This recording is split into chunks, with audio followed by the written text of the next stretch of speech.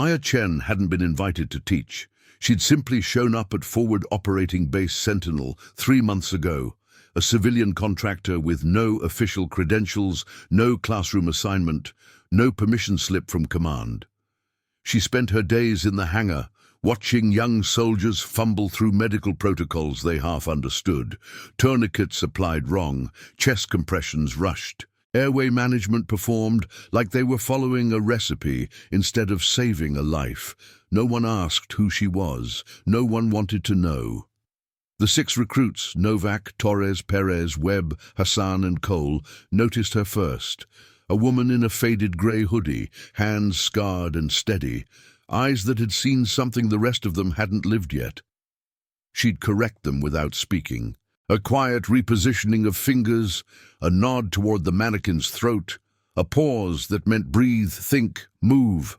When Captain Reeves ran the controlled exercise, a simulated combat casualty scenario, Maya was always there, watching from the periphery, invisible, until the exercise stopped being controlled.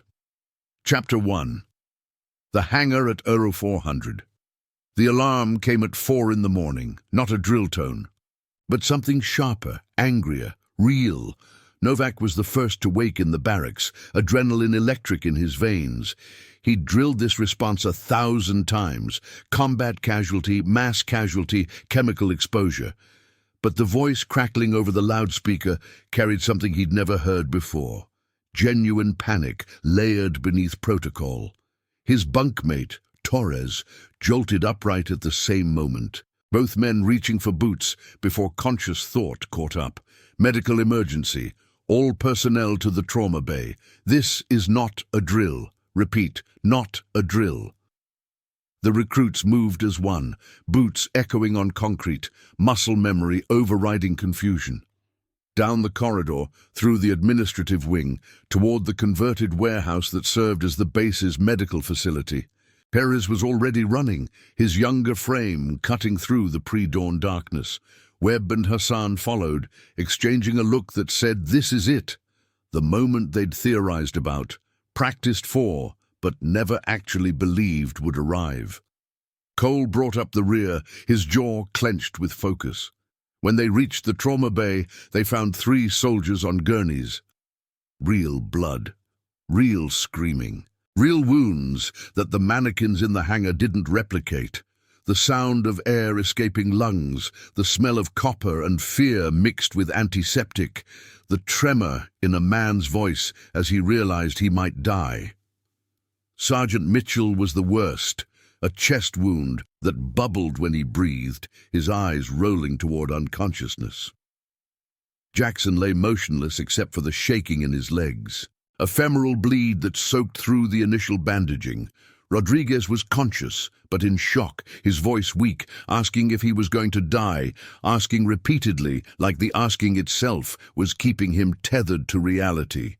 Captain Reeves was already shouting orders, his face pale beneath the harsh fluorescent lights. His hands moved with certainty, but his voice carried something fractured, the sound of a man whose training had met chaos and was losing the argument. "We need to stabilize. Someone call for air evacuation. Torres, get pressure on that leg wound. Webb, check for exit wounds on the thoracic. No, wait, Hassan, you..." His commands contradicted each other. Torres applied a tourniquet too low, second-guessing the placement. Webb was pressing gauze wrong, wasting precious seconds on coverage instead of pressure. The bay filled with competing voices, instructions layering over each other like static. That's when Maya appeared in the doorway. She didn't announce herself. She simply moved, her presence shifting the air in the room like a change in pressure, a sudden calm that cut through panic. She went to the first soldier, Sergeant Mitchell, chest wound, breathing shallow, eyes rolling toward unconsciousness, with the kind of certainty that comes from having done this in mud, sand, and darkness. She knelt beside him and looked directly at Perez, the youngest recruit, the one whose hands trembled most visibly. "Needle decompression," she said quietly, her voice steady as water. "Right mid-axillary line. second intercostal space. You're looking for a hiss. You'll feel it. Trust your hands. Perez's hands trembled harder. He'd practiced this 100 times on dummies, his fingers finding the space between ribs on mannequins that never bled. Never looked back at him with eyes full of fear. Now, Maya said, not unkind, just certain, just impossibly, perfectly certain. He moved. His hands found the space between Mitchell's ribs, fourth and fifth intercostal. No, third. Wait. And Maya's voice came again, not correcting but confirming. There. The needle found the space. The hiss came, a sound like releasing pressure, like breathing, like the difference between life and the edge of death. Sergeant Mitchell's breathing eased, almost imperceptibly, but enough. Enough to know that Perez had just done the impossible thing. The thing he'd been trained for, but never believed he'd actually do. Hassan watched and understood without being told. He moved to Jackson, applying pressure to the femoral bleed, but applying it with purpose now, with the knowledge that his hands could be the thing that kept this man from bleeding out on a base in the middle of nowhere. Maya was already moving to the second casualty, her hands assessing Rodriguez's wounds with the efficiency of someone for whom this was muscle memory rewritten 1,000 times. Webb followed her movements, learning in real time the way to position for maximum efficiency, the way to talk to a terrified man to keep him conscious, the way pressure applied with confidence worked differently than pressure applied with fear. Novak found himself doing triage calculations without being taught. Torres worked the pressure points with the kind of certainty that came from watching someone who knew. Cole organized materials with the precision of someone who understood that in trauma, seconds became lives. Captain Reeves stood in the corner, watching them work. His expression shifted from panic to something else. Recognition, maybe. The understanding that he'd just watched 6 recruits transform from people practicing procedures into people being what procedures represented. By the time the evacuation helicopters arrived, their rotors cutting the pre-dawn darkness like blades, all 3 soldiers were stabilized, breathing, conscious, alive because 6 recruits had moved past fear into something deeper.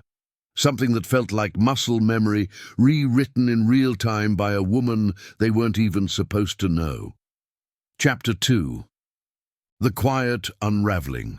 The next morning brought silence instead of answers. The 3 soldiers were airlifted to Regional Medical Command by 0530 hours. By 0600, the base had gone into lockdown, not a security threat, but an investigation. How did a civilian contractor have access to the trauma bay? Who authorized her presence? Who was she? What was her clearance level? No one had thought to ask before. Maya sat in the hangar, in her usual corner, a folding chair beneath a window where the morning light fell in bars through the corrugated metal. She was reading a medical journal, her reading glasses perched on her nose, acting as though nothing had shifted, but everything had. The world had tilted on an axis labeled competence, and everything was still sliding into new positions. The recruits couldn't look at her without recognition, not gratitude exactly, but something more fundamental. She'd shown them a version of themselves they didn't know existed. They'd seen it reflected in her certainty, in the way her hands moved, in the way she'd known what they needed before they knew themselves. By 1400 hours, Captain Reeves found her there. "Stand up," he said. There was no aggression in it, just authority, the voice of a man whose entire understanding of his command had been disrupted by a woman in a grey hoodie. Maya stood. She was shorter than him, but something about her stillness made her feel larger. She folded her journal carefully, marked her page, removed her glasses. "Who gave you authorization to intervene in a medical emergency?" "No one gave me authorization," she said. Her voice was flat, honest. "The emergency was real. The recruits were trained. I facilitated what they already knew. You performed procedures. You gave direct medical orders.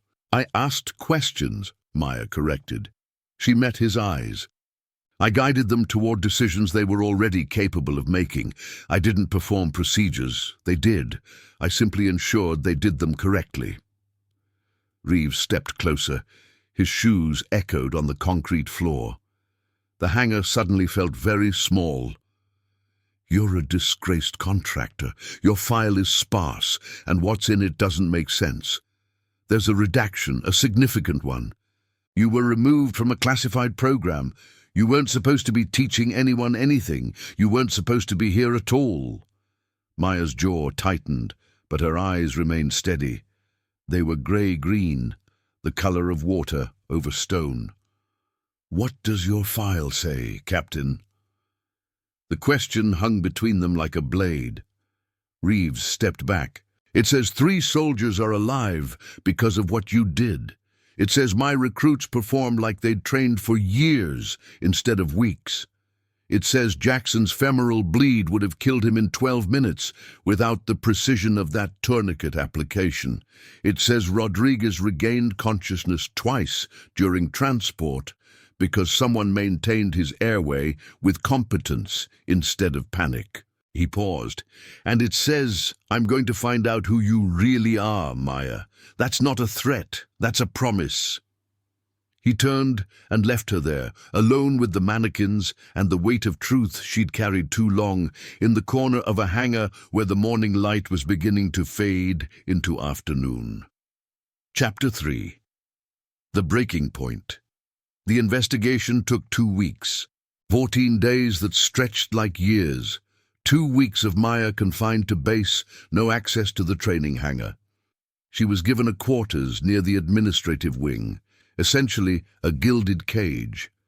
She spent her time reading, walking the perimeter in the early mornings when the base was quiet, remembering why she'd chosen invisibility in the first place. 2 weeks of the recruits running protocols without her, their confidence crumbling slightly more each day without her invisible corrections.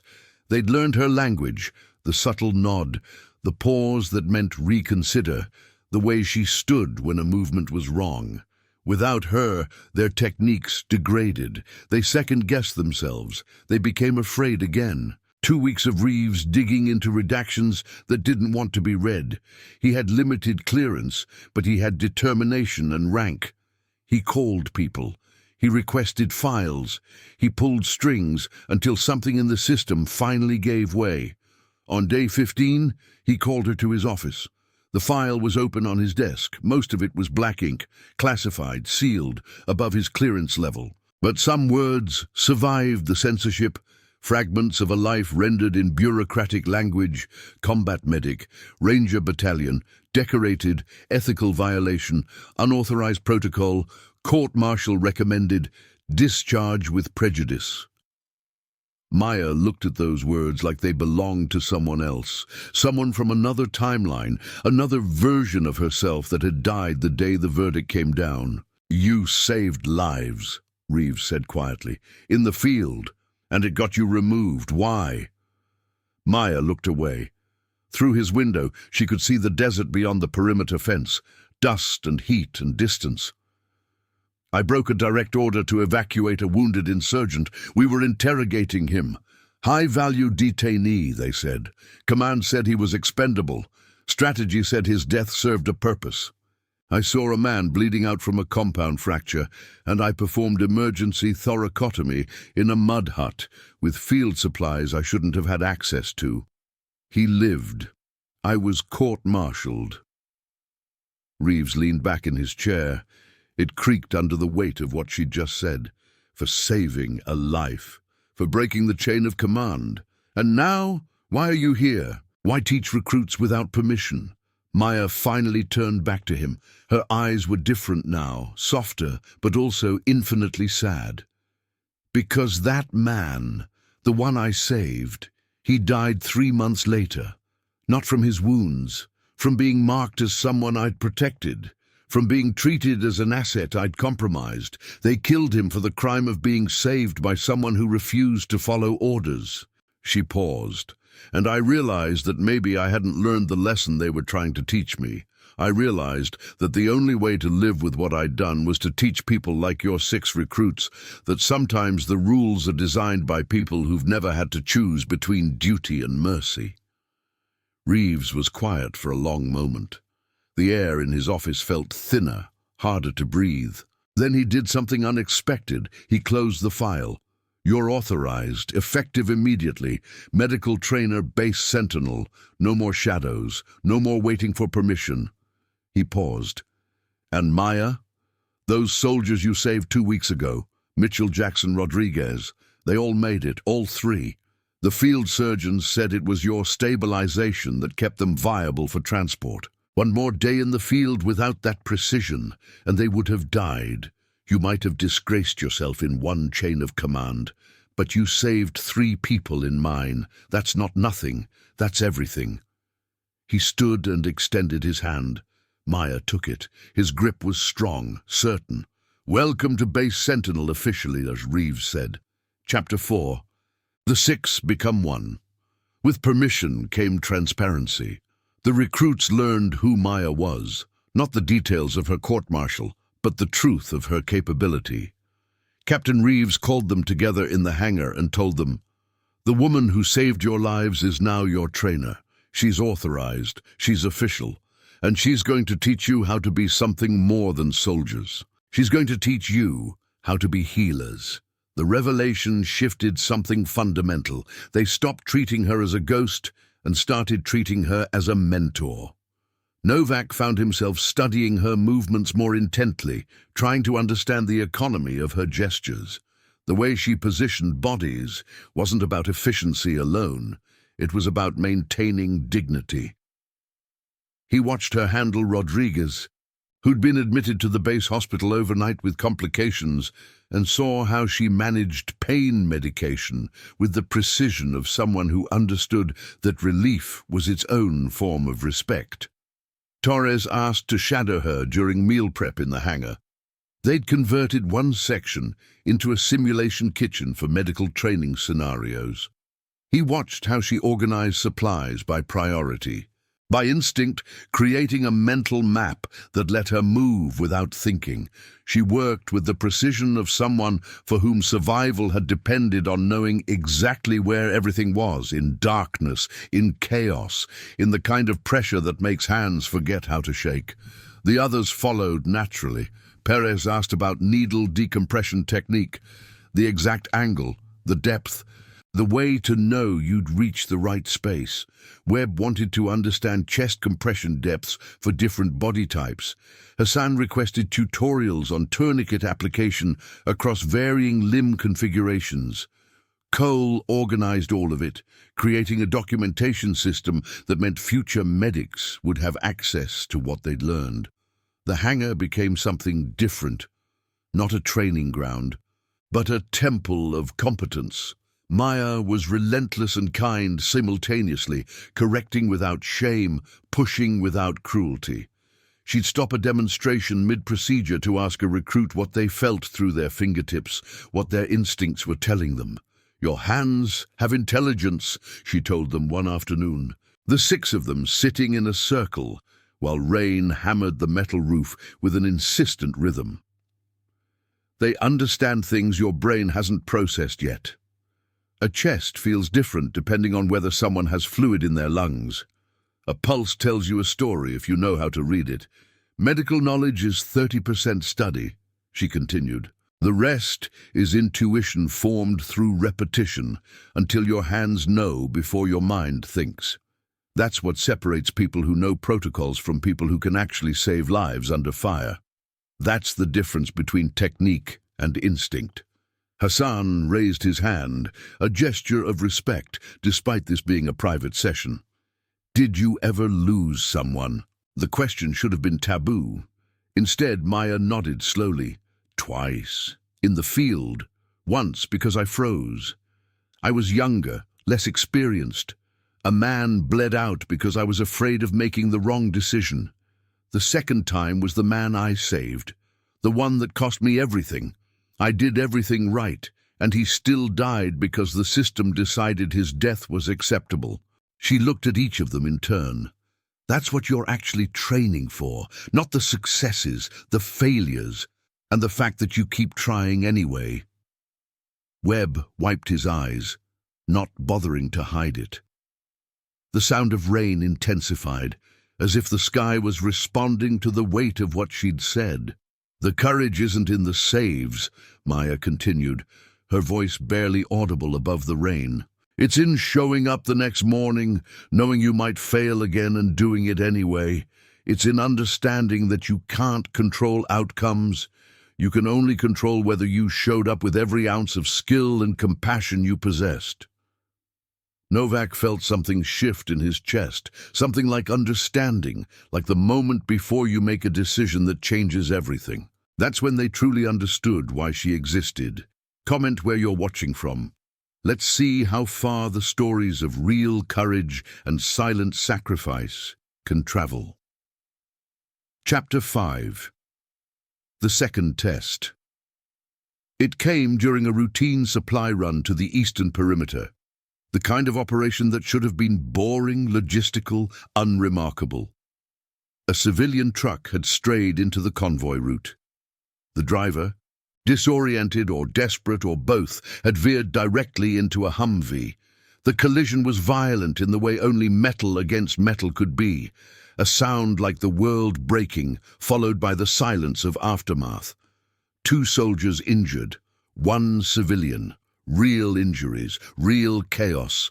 This time there was no alarm, no organized response, no Captain Reeves mobilizing the base. Just 6 recruits, a few support personnel, and the immediate knowledge that if lives were going to be saved, they would have to be the ones to do it. They'd been doing supply inventory nearby. They arrived at the scene together, the way they'd learned to arrive at everything since Maya began teaching them. Without thinking, without needing instruction, they moved as one. A unit Maya had unconsciously built, week by week, correction by correction, question by question. Novak assessed the scene and called for support with the clarity of someone who understood triage before conscious thought. 2 soldiers, 1 civilian, immediate transport needed. He was running calculations, distance to medical facility, severity of injuries. Transport time, with the speed that came from repetition, transformed into instinct. Torres began triage with the decisiveness of someone who'd learned that hesitation cost lives. He identified Mitchell as priority 1, internal bleeding suspected, breathing compromised. Jackson as priority 2, trauma to the leg, stable but critical. The civilian driver as priority 3, conscious, stable, injuries manageable. Perez worked the airway on the most critical casualty with hands that remembered the sensations of needle decompression, that understood the terrain of human anatomy not as theory but as landscape.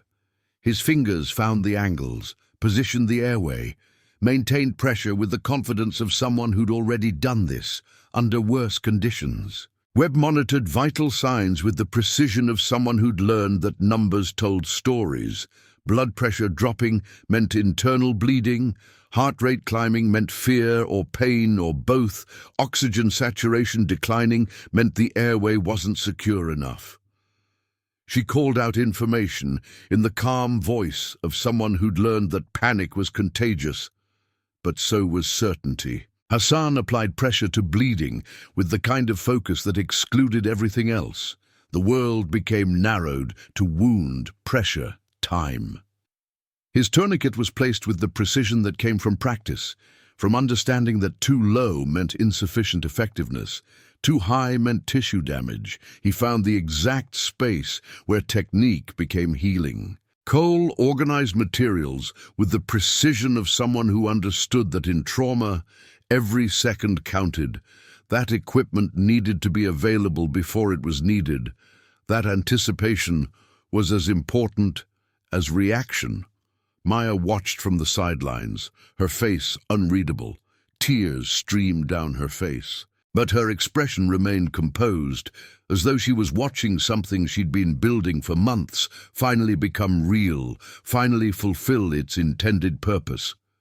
This was the moment she'd been waiting for. Not permission, not redemption in the official sense, but proof that breaking the rules had been worth it, that saving lives through defiance had meaning beyond her own career, beyond her own destroyed reputation. That teaching without authorization had created something real, something that would outlast her, something that would save people she'd never meet in moments she'd never witness. The soldiers survived. The civilians survived. When the medical evacuation team arrived, their uniforms and efficiency suggesting a different level of training, they found 6 recruits who'd already stabilized everything, already begun transport readiness, already become the thing they were supposed to become. The lead medic, a woman with captain's bars and the kind of eyes that came from years in the field, looked at their work with something like awe. "How long have you been trained?" she asked Novak. "Since this morning," he said. "For the real stuff. Since I arrived at base for the theory." She looked at Maya, who'd stepped forward now. "You taught them this?" "They taught themselves," Maya said. "I just facilitated what they were already capable of becoming." The captain nodded slowly. She understood what she was looking at, the difference between trained and intuitive, between procedure and instinct, between following orders and being the kind of person who saved lives even when no one was watching. If this story has already moved you, hit the like button. It helps more people discover stories of compassion and duty. Chapter 6. The confession. Captain Reeves pulled Maya aside that evening, after the evacuation was complete, after the base had settled into the kind of quiet that followed adrenaline. They sat in his office with the lights off, just the exterior illumination coming through the windows, base lights casting long shadows across his desk. "I've been promoted," he said. "Transfer to command, regional oversight. I'll be managing multiple facilities across the region." He paused, letting the information settle. "I recommended you for permanent assignment, full authority over the medical training program. Not as a contractor, as a civilian medical instructor with official clearance and compensation." Maya felt something break inside her chest, not pain exactly, but release. Permission she never needed, finally given, validation not of her decision to save a life, but of her decision to keep teaching despite everything. "There's something else," Reeves continued. He pulled an envelope from his desk drawer, weathered and creased from traveling, postmarked from somewhere overseas. "The soldier you saved during your court-martial, the one that cost you everything. He's alive. He found you. He wrote this." He handed her the envelope. Inside was a letter, handwritten on pages that looked like they'd been carried through deserts, through time, through the kind of distance that separated lives. But the words were clear, precise, written in careful English by someone for whom English wasn't the first language, but had become the language of survival. "Thank you for breaking the rules to save my life. I spent 12 years proving that life was worth saving. I became a teacher like you. I taught children whose families had been destroyed by people who didn't believe mercy had value. I taught them that compassion was stronger than fear. I taught them that someone, somewhere, had believed my life was worth breaking rules for. I hope you're at peace. I hope you know that in saving me, you saved everyone I would teach. You saved a future that would have died with me. You were right to break the rules." Maya folded the letter carefully, hands shaking. Reeves turned away to give her privacy, looking out at the base lights. "You were disgraced for compassion," Reeves said finally. "That's the only disgrace in this building now, and it's not yours, not anymore." Chapter 7. The Inheritance. Months passed. The 6 recruits graduated to field assignments, deployed to different regions, scattered across the landscape of military necessity. But they came back to Bay's Sentinel on rotations, volunteering to train the next group of medics. They carried Maya's philosophy with them. The idea that saving lives wasn't about heroics, but about showing up with competence and compassion when both mattered. They became her legacy without needing to be told that was their role. One evening, Torres came to the hangar after his shift. He looked older than he should, not in years but in the weight of experience, in the knowledge that comes from having to use what you've learned under fire. "There's a soldier at base ridgeline," he said. He held a folder with information he shouldn't have had access to. "Medic, name's James Chen. He's being court-martialed for treating a detainee without authorization. The detainee was enemy-aligned. The treatment was unauthorized. Command wants him discharged with prejudice." Maya's breath caught. She'd known this was coming. She'd been waiting for it the way you wait for a phone call you know will change everything. "What's his full name?" she asked, though she already knew. "Specialist James Chen, your cousin, according to the file notes, related through your mother's side." Maya closed her eyes. James. Younger by 5 years. Following the same path she'd walked, about to hit the same wall, about to be destroyed by the same system that valued obedience over life. "I'll handle it," she said. Chapter 8. The circle closes. The paperwork was complex, the hearing contentious. Base ridgeline was hostile, the command structure defensive. They'd already decided Chen was guilty of insubordination. They just needed the trial to formalize what they already believed. But Maya testified. She appeared in the hearing room in a dress uniform Reeves had arranged.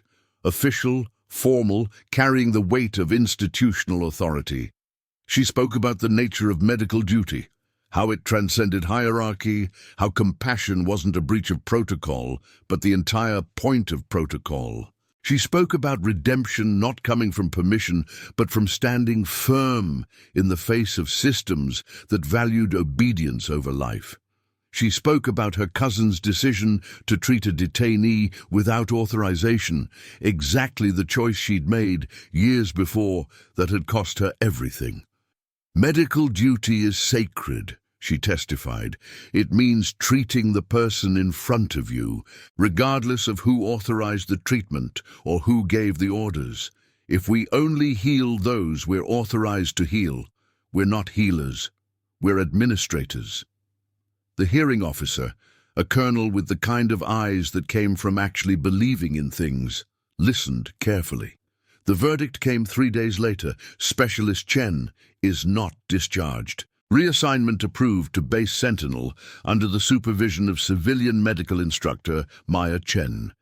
With Chen came 5 other soldiers, all of them carrying versions of the same story. Medics who'd pushed against the boundary between duty and mercy. Corpsmen who'd prioritized lives over orders. Nurses who'd gone beyond protocol because the person in front of them needed more than protocol could provide. Each one had been flagged, questioned, nearly destroyed. Each one had been marked as difficult by systems that confused obedience with competence. Maya built a program for them, not official on the surface, but tolerated, even encouraged at the operational level. Not authorized in the traditional sense, but necessary in the way that some things become essential regardless of whether they were planned. A place where the disgraced could teach the uncertain, where broken rules were understood as broken only by those who'd never faced a choice between life and procedure. The 6 original recruits became her deputies, then her colleagues. Novak became the program coordinator. Torres wrote the curriculum. Perez supervised live training scenarios. Webb managed medical supply logistics. Hassan worked with incoming soldiers, identifying those who had the capacity for moral clarity. Cole documented everything, creating the kind of institutional memory that meant the program would survive even if Maya didn't. They understood the cost of what they were doing. They understood that some rules deserved breaking. They'd learned from someone who'd lived the consequences of choosing humanity and had survived to teach others how to do the same. Chapter 9. The Hangar, at dawn, 5 years later. Maya stood in the same hangar where she'd first appeared, that first morning when she was still invisible, still unauthorized, still moving through the world like a ghost. She was watching a new group of recruits practice procedures on mannequins, the rain falling the same way it had fallen 1,000 times. The light came through the corrugated roof at the same angle. The world felt smaller and larger simultaneously, smaller because nothing really changed, larger because everything had changed, fundamentally, irreversibly. The base had become something different. Word had spread through military medical circles about the program at Sentinel, about the medics who came through it and didn't hesitate, didn't freeze, didn't fail when lives depended on their choices, about the trainer who'd been disgraced and had transformed that disgrace into something sacred. A young medic approached her. A woman maybe 25 years old, eyes sharp, hands already showing the steadiness that comes from having made difficult choices.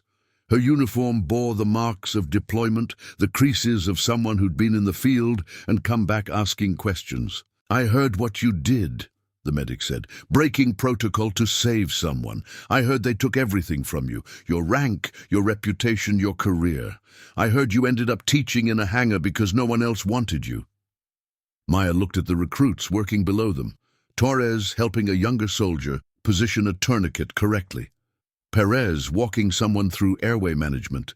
Novak answering questions with the confidence of someone who'd lived through the choices that make heroes. "They tried," she said quietly. "To destroy me, I mean. But I'm still teaching. I'm still saving lives. I'm still showing up every morning, knowing that what I do matters because of the people who'll use it. They can take ranks and titles. They can mark your file as disgraced. They can discharge you with prejudice, but they can't take this." She gestured to the recruits, to the knowledge passing between them, to the weight of compassion that had become tangible. This is what matters, not permission, not redemption in the official sense, just the choice to keep showing up when people need you most. The medic nodded slowly. "Will you teach me?" she asked. "I have to know if I'm capable of making the choices that matter. I have to know if I can break the rules when lives depend on it." Maya smiled, the first genuine smile in a long time. A smile that came from somewhere deeper than muscle memory. It came from the place where she'd been rebuilding herself, one student at a time, one saved life at a time, one broken rule that turned out to be sacred. "I already am," she said. Epilogue. Some heroes spend their whole lives waiting for permission, filing requests, hoping that the system will recognize what they're capable of. Others choose a different path, the path of showing up without authorization, of teaching without credentials, of saving one more life regardless of the cost, because in the end, the cost of not saving them is infinitely higher than any disgrace you might have to carry. The heroes who matter aren't the ones whose names appear in official records. They're the ones whose influence lives on in the decisions of the people they've taught. The medics who'll remember a woman in a grey hoodie, the soldiers who'll carry forward the lesson that compassion is stronger than protocol, the future patients who'll live because someone decided that rules were made to be broken when humanity demanded it. Maya Chen was disgraced by a system that valued obedience over life. But she became immortal in the moment she decided to teach anyway. Subscribe for more stories of courage, healing, and redemption. Thank you for watching the case of Maya Chen. See you in the next one.